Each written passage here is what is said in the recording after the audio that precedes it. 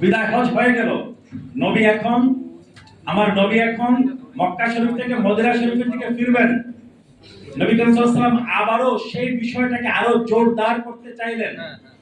মক্কা শরীফ এবং মদিনা শরীফের মাঝখানে গাদিরে খুম নামক পানির উৎসের কাছে আবারও আমি ফিরে আসছি মুসলিম শরীফের দিকে। 6119 নম্বর হাদিস, পরপর চারখানা হাদিস আসছে।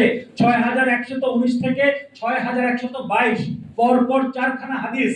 যায়েদ বিন আরকাম রাদিয়াল্লাহু আনহু হাদিসের বর্ণনাকারী, তিনি বলছেন গাদিরে খুমের ময়দানে বিদায় হজ থেকে ফেরার পথে আমার নবী আবারও আমাদেরকে মিম্বর বানিয়ে অনুষ্ঠান করে গাদিরে খুমের সেই ময়দানে আমাদের উদ্দেশ্যে বলেছেন, আমি নবী হয়তোবা অচিরেই চলে যাব, কিন্তু আমি তোমাদের কাছে দুইটা ভারী বস্তু রেখে যাচ্ছি। এই হাদিসটা তিরমিজি শরীফে আসছে। 3787 নম্বর হাদিস, যতটুকু মনে পড়ছে 3787। নবী করিম সাল্লাল্লাহু আলাইহি ওয়াসাল্লাম বলছেন কি, আমি হয়তোবা অচিরেই তোমাদের কাছ থেকে বিদায় নেব, কিন্তু আমি তোমাদের কাছে দুইটা, বলেন না, ভারী বস্তু, সাকালাইন, ইন্নী তারিকুন ফীকুম সাকালাইন, আমি তোমাদের কাছে দুইটা ভারী বস্তু রেখে যাচ্ছি। আউয়ালুহুমা কিতাবুল্লাহ, প্রথমটা হচ্ছে কি আল্লাহর কিতাব কুরআন মাজিদ, ফীহিল হুদা ওয়ান নূর, এই কুরআনের মধ্যে হেদায়েত আছে, নূর আছে, ফাস্তামসিকু বিহি, এই কুরআনকে তোমরা আঁকড়ে ধরো, ওয়া ইতরাতি আহলে বাইতি, এবং দ্বিতীয় যে ভারী জিনিসটা আমি রেখে যাচ্ছি সেটা হচ্ছে কি আমার আহলে বায়াত। বিদায় হজ্জেও বলেছেন, আবার বিদায় হজ থেকে ফেরার পথে গাদিরে খুমেও বলেছেন কি আহলে বায়াতকে আঁকড়ে ধরতে।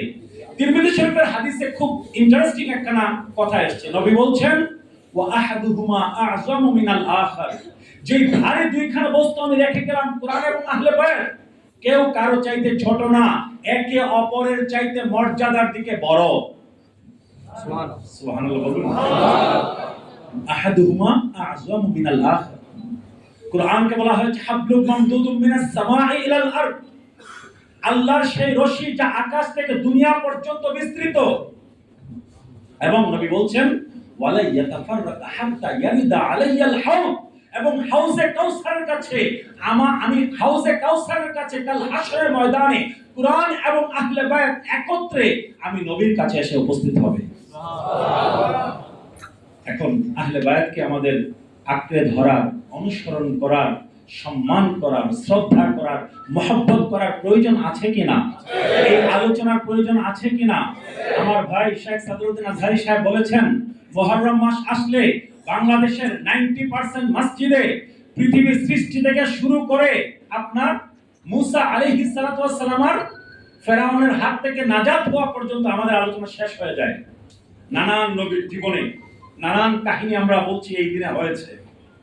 আমি দাবির সাথে বলছি, একমাত্র মুসা আলাইহিস সালাতু ওয়াস সালাম আশুরার দিনে ফেরাউনের কবল থেকে মুক্তি পেয়েছিলেন, এইটা ছাড়া বাকি যত কিছু বলা হয় সব বিভিন্ন ইতিহাসের কিতাবের কথা, কোন সহিহ সনদ নাই, কিন্তু ওইগুলোই বেশি আলোচনা হয়। কারণ কি? কারবার আলোচনা করতে রাজি না, আহলে বায়াতের আলোচনা করতে রাজি না, ইমাম হুসাইন রাদিয়াল্লাহু তাআলা আনহুর আলোচনা করতে রাজি না। সম্মানিত উপস্থিতি, যেই গাদিরে খুমের ময়দানে নবী করিম সাল্লাল্লাহু আলাইহি ওয়াসাল্লাম আহলে বায়াতকে আঁকড়ে ধরতে বলেছেন, সেইখানেই মাওলা আলী শের খুদার হাত মুবারককে নবী উপরে তুলে ধরে বলেছেন, মান কুনতু মাওলাহু ফাহাদা আলিয়্যুন মাওলা, আল্লাহুম্মা ওয়ালি মান ওয়ালা ওয়া আদি মান আদা। তিরমিজি শরীফের হাদিস নাম্বার 3713। নবী বলছেন, আমি নবী যার মাওলা, আমার আলীও তার মাওলা। আবার দোয়া করছেন, হে আল্লাহ, যে আমার আলীর বন্ধু হয়ে যায় আপনি আল্লাহ তার বন্ধু হয়ে যান, যে আমার আলীর শত্রু হয়ে যায় আপনি আল্লাহ তার শত্রু হয়ে যান। সম্মানিত উপস্থিতি, নবীর আহলে বায়াতকে আমরা চিনলাম। এখন আসুন ইমাম হাসান হুসাইন রাদিয়াল্লাহু তাআলা আনহুমাকে, তাদেরকে একটু চিনি। নবী করিম সাল্লাল্লাহু আলাইহি ওয়াসাল্লাম তিরমিজি শরীফের সহিহ হাদিসের মধ্যে বলছেন, আল হাসান ওয়াল হুসাইন সাইয়্যিদা শাবাবি আহলিল জান্নাহ, হাসান এবং হুসাইন জান্নাতের সকল যুবকদের সরদার। শাইখুল ইসলাম আল্লামা প্রফেসর ডক্টর মোহাম্মদ আবুল কাদের সাহেব এখানে খুব সুন্দর একটা নুকতা এনেছেন। তিনি বলছেন, আমরা সাথে সাথে এটাও জানি জান্নাতে কোনো বৃদ্ধ মানুষ থাকবে না। জান্নাতে কোনো বৃদ্ধ মানুষ কি বলেন থাকবে না। তার মানে কি আলটিমেটলি সকল জান্নাতীদের সরদারি ইমাম হাসান ইমাম হুসাইন রাদিয়াল্লাহু আনহু। অপর হাদিসে এসেছে হযরতে আবু বকর সিদ্দিক রাদিয়াল্লাহু আনহু এবং হযরতে উমর ফারুক রাদিয়াল্লাহু আনহুকে সকল শয়ুখ যারা তাদের নেতা বলা হয়েছে। সকল কিছু আমাদের কি মাথার উপরে সম্মানের শ্রদ্ধার কোনো সন্দেহ নাই। আমরা আহলুস সুন্নাহ ওয়াল জামাতের আকীদাতে বিশ্বাসী। আমাদের এক চোখে নবীর আহলে বায়াত, আমাদের আরেক চোখে নবীর সাহাবায়ে কেরাম। কিন্তু আজকে আমাদের নিজস্ব প্ল্যাটফর্ম, যেই প্ল্যাটফর্মকে আমরা আমাদের নিজেদের দাবি করি, সেইখানেও নবীর আহলে বায়াতের আলোচনা যেইভাবে হওয়া উচিত সেইভাবে হচ্ছে না। আমার নবী বলছেন হুমা রাইহানাতাইয়া ফিদ দুনিয়া, হুমা রাইহানাতাইয়া মিনাদ দুনিয়া। আমার হাসান হুসাইন হচ্ছে এই দুনিয়াতে আমার জান্নাতি দুই সুগন্ধি ফুল। ইমাম হাসান হুসাইন রাদিয়াল্লাহু আনহু নবী আরো বলছেন মান আহাব্বা আল হাসান ওয়াল হুসাইনা ফাকাদ আহাব্বানি। যে আমার হাসান হুসাইনকে মহব্বত করে সে আমি নবীকে মহব্বত করে। ওয়া মান আবগাদাহুমা ফাকাদ আবগাদানি।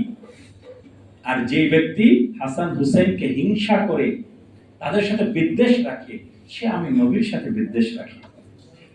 এখন আমি আপনাদেরকে অনুরোধ করব সিয়ারু আ'লামিন নুবালা ইমাম যাহাবী রাহিমাহুল্লাহ সে বিখ্যাত কিতাব খুলে একটু কামবাখত লাইন ইয়াজিদের জীবনী একটু পড়েন। সেখানে সুস্পষ্টভাবে লেখা আছে এই ইয়াজিদ ছিল নাসেবী। এই নাসেবী শব্দটার সাথে আমাদের পরিচয় দরকার। নাসেবী মানে কি? নাসেবী হচ্ছে যারা মুসলমান হয়েও নবীর আহলে বায়াতকে যারা বিদ্বেষ করে হিংসা করে তারা হচ্ছে নাসেবী। এই নাসেবী সম্প্রদায়ের ইমাম যাহাবী রাহিমাহুল্লাহ বলছেন এই নাসেবী সম্প্রদায়ের ইমাম হচ্ছে কে? ইয়াজিদ, যার অন্তরে নবীর আহলে বায়াতের প্রতি হিংসা ছিল। কারবালার প্রতিটা ঘটনার পরতে পরতে আপনি ইয়াজিদের অন্তরে যে আহলে বায়াতের প্রতি হিংসা ছিল তা ফুটে ওঠে। কাজেই ইমাম হাসান হুসাইন রাদিয়াল্লাহু আনহুমার সাথে হিংসা পোষণ করে ইয়াজিদ আলটিমেটলি তার সাথে হিংসা পোষণ করলো আমার নবীর সাথে। তাদের মূল দুশমনী কোন দিকে? আমি আপনাদেরকে জিমনান আরেকটা কথা বলি। বদরের যুদ্ধে ইসলামের ইতিহাসের প্রথম যে জিহাদ, সেই জিহাদে প্রথম যে দুইজন মুসলমানদের পক্ষ থেকে নেমেছিলেন কে কে ছিলেন? হযরতে আমির হামজা রাদিয়াল্লাহু আনহু এবং মাওলা আলী শেরে খুদা। ঠিক কিনা? আমরা সবাই একমত তো নাকি? কোনো ভিন্ন মত আছে এখানে? ইতিহাসের কিতাবে হাদিসের কিতাবে কোনো ভিন্ন মতই নাই।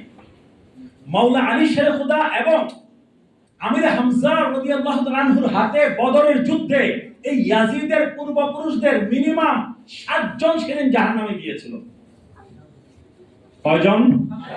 ইয়াজিদের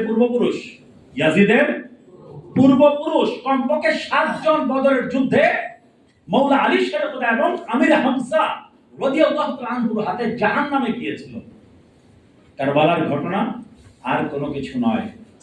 ইয়াজিদ নিজের জবানে বলেছে সেই বদরের যুদ্ধে আমার পূর্বপুরুষ যারা হযরত মাওলা আলী শেরে খুদা এবং আমির হামজা রাদিয়াল্লাহু তাআলা আনহুর হাতে যারা জাহান্নামে গিয়েছে, ইয়াজিদ নিজের মুখে বলছে যেটা সেই ঘটনার প্রতিশোধ ছাড়া আর কিছু না।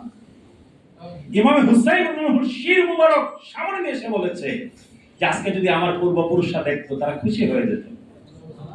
বিদায়া নেহায়া, তারিখে ইবনে আসাকির, আপনার ইমাম ইবনুল জাওজির কিতাব থেকে শুরু করে আপনি অনেক কিতাব দেখতে পারেন।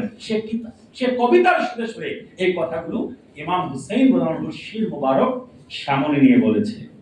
তারপর অনেকেই বলে কি ইয়াজিদকে নাকি লানত দেয়া যাবে না, ইয়াজিদ সম্পর্কে নাকি আজে বাজে কথা বলা যাবে না।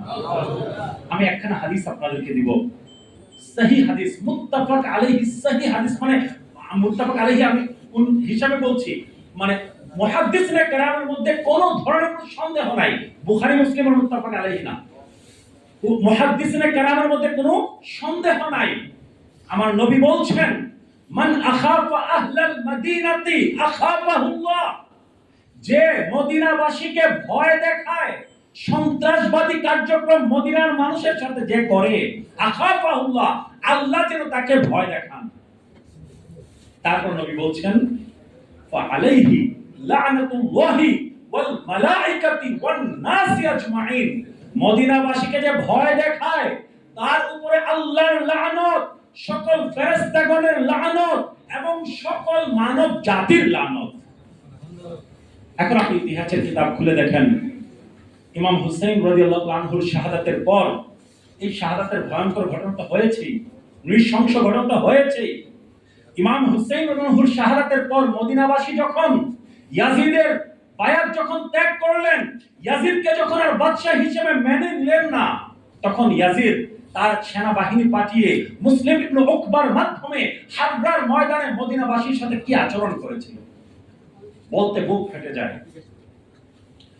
নবীর সাহাবায়ে কেরাম, তাবেঈনগণ তাদের পরিবার পরিজনের সাথে, এমনকি মা ও বোনদের সাথে কি ভয়ানক অবস্থা করেছিল। তারপর আপনি বলবেন ইয়াজিদকে লানত দেওয়া যায় না? মদিনার হাররার ঘটনার পর মক্কা শরীফে সরাসরি ইয়াজিদের হুকুমে তার সেনাবাহিনী মিনজানিব আগুনের গোলা নিক্ষেপ করেছে, কাবা শরীফের দেওয়াল ভেঙে পড়েছে, গিলাফ মুবারকে আগুন লেগেছে। কোথায়? কাবা শরীফ। মক্কা শরীফ, মদিনা শরীফকে বলা হয় হারামাইন শরীফাইন, ঠিক না? আল্লাহ সুবহানাহু ওয়া তাআলা নিজে কুরআন মাজিদে সুস্পষ্ট ভাবে বলেছেন মক্কা হচ্ছে কি বালাদুন আমিন, হ্যাঁ, নিষিদ্ধ নগরী, পবিত্র নগরী, শান্তিময় নগরী। আর মদিনা শরীফকে আমার নবী বলেছেন কি নিষিদ্ধ নগরী, পবিত্র নগরী। এবং আল্লাহ সুবহানাহু ওয়া তাআলা এবং আমার নবী যেই নগরীগুলোকে পবিত্র বলেন, যেখানে রক্তপাত হারাম করেন, যেখানে আপনার যুদ্ধ বিগ্রহ হারাম করেন, এমনকি মক্কা শরীফে গাছের পাতাও ছেঁড়া নিষেধ, শিকার করা নিষেধ, ঠিক কিনা? তো এই দুই শহর যেই ব্যক্তি হালাল করে দেয়, হারামকে যে ব্যক্তি বলেন না হালাল করে দেয়, মুসলিম ইবনে উকবাকে 3 দিনের জন্য মদিনা হালাল করে দিয়েছিল, মক্কা শরীফে অ্যাটাক করে সে হালাল করে দিয়েছিল। সুস্পষ্ট কথা। হালালকে যে হারাম করে আর হারামকে যে হালাল করে সে মুসলমান থাকতে পারে? নফসের ধোঁকায়, শয়তানের প্রতারণায় আপনি একটা গুনাহের কাজ করে ফেলেছেন, আপনি কি ইসলাম থেকে খারিজ হয়ে যাবেন? না, তওবার অবকাশ আছে, আল্লাহ সুবহানাহু ওয়া তাআলা চাইলে আপনাকে ক্ষমা করে দিতে পারেন। কিন্তু আপনি যদি মাআযাল্লাহ আস্তাগফিরুল্লাহ মদকে জায়েজ মনে করে যদি পান করা শুরু করেন, you are out of the fold of Islam, আপনি ইসলাম থেকে খারিজ হয়ে যাবেন। মক্কা শরীফ, মদিনা শরীফকে সে হারাম নগরীকে সে হালাল করে দিয়েছে, তারপর বলবেন ইয়াজিদ মুসলমান ছিল, ইয়াজিদকে লানত করা যাবে না? মাআযাল্লাহ আস্তাগফিরুল্লাহ। আপনাদের চাইতে সত্য মানে লুকায়নকারী আর কোন ব্যক্তি পৃথিবীতে নাই। সম্মানিত উপস্থিতি, সম্মানিত আহলে বায়াত প্রেমিক, আপনাদের সকলের প্রতি আমার একটাই অনুরোধ, যখন মুহররম মাসে উলামায়ে কেরামকে দাওয়াত দিবেন, যে কোনো আপনার প্ল্যাটফর্মের মধ্যে যখন উলামায়ে কেরামকে দাওয়াত দিবেন, আপনাদের আশেপাশে যে মসজিদগুলো আছে, মিডিয়াতে এই কথা যাচ্ছে, আপনাদের যে নিয়ন্ত্রণে যে মসজিদগুলো আছে, আপনাদের মসজিদের ইমামকে, খতিবকে এবং বক্তাগণকে আপনার টপিক দিয়ে দিবেন যে আমরা নবীর আহলে বায়াতের আলোচনা শুনতে চাই। তারা কে ছিলেন, কারা ছিলেন, তাদের ইত্তেবা সংক্রান্ত আলোচনা শুনতে চাই, কারবালার ঘটনা শুনতে চাই, এবং কোনো ধামাচাপা দিয়ে নয়, যা সত্য তা আমাদের সামনে বর্ণনা করতে হবে। আমরা যদি সাধারণ জনগণ হিসেবে সেই সাহস যদি না করি এবং উলামায়ে কেরামের কাছে আমরা যদি সেটা পেশ না করি, তারা নিজে থেকে আমাদেরকে অনেক কিছু বলছেন না, হাইড করে যাচ্ছেন, লুকাচ্ছেন। আল্লাহ সুবহানাহু ওয়া তাআলা আমাদেরকে এই ধরনের ভয়ানক যেই কাজগুলো আছে সেই কাজগুলো থেকে, ইলম গোপন করা সেই ভয়ানক কাজগুলো থেকে আল্লাহ সুবহানাহু ওয়া তাআলা আমাদেরকে হেফাজত করুন। আল্লাহ সুবহানাহু ওয়া তাআলা আমাদের সকলের অন্তরের মধ্যে নবীর আহলে বায়াত আতহারের মুহাব্বত, ভালোবাসা, ইত্তেবা, অনুসরণ আমাদের সকলের অন্তরে ঢেলে দিন। আল্লাহ সুবহানাহু ওয়া তাআলা আমাদের সকলকে ইমাম হাসান, ইমাম হুসাইন রাদিয়াল্লাহু তাআলা আনহুমার মুহাব্বত, ভালোবাসায় কবুল করুন। আমিন।